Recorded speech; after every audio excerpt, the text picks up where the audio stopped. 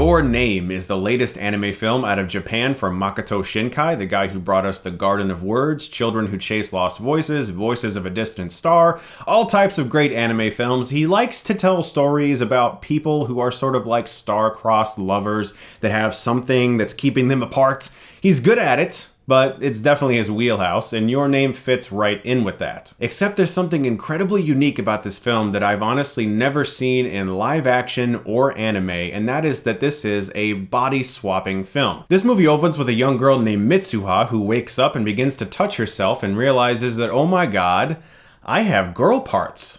Now that's normal for a girl her age, except for the fact that Taki, a boy who also lives in Japan, is currently inhabiting her body.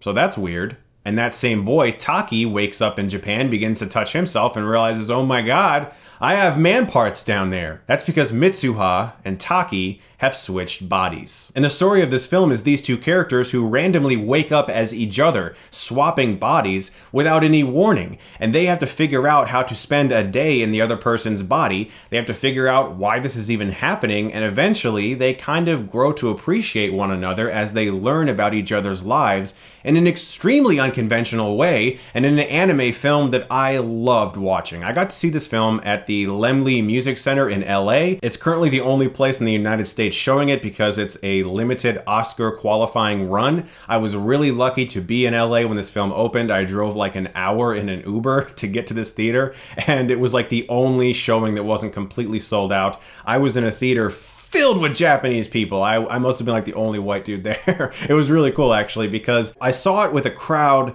that understood it. This is a film that you will appreciate more if you have a varied background in watching a lot of anime, or if you have a knowledge of Japanese culture, because there's a lot of humor here that you will never see in an American film, and it's so refreshing. It's also a very different story. I've never seen a romance told through body swapping, which is a very, very unique way of doing it. And the unique Japanese humor that's in this film, combined with breathtaking hand-drawn traditional cell animation, make Your Name one of my favorite movies I've seen in 2016. This is an emotionally powerful film that isn't just very funny, but has a great way of really tugging at your heartstrings without feeling too much like a soap opera. I know a lot of people are probably going to see this film, and especially if you don't have a background in watching a lot of anime, or if you don't know much about Japanese culture, a lot of people are going to say this is a super melodramatic soap opera movie that just is for teenagers or whatever, but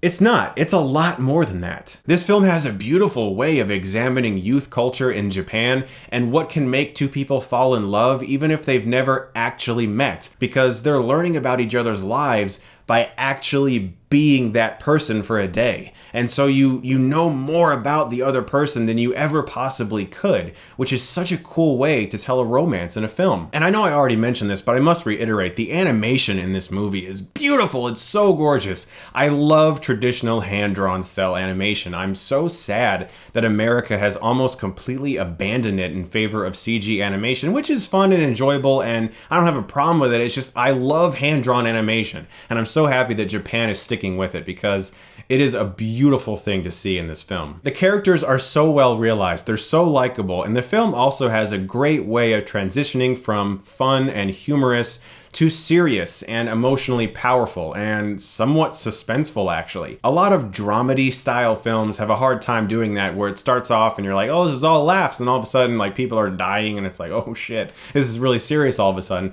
A lot of films have a hard time bridging that gap between those very different feels. This is a beautifully animated film that serves as a heartfelt reminder that even though Miyazaki has supposedly retired, we still have great directors like Mamoru Hosoda and Makoto Shinkai making great anime films. I'm gonna give Your Name an A+.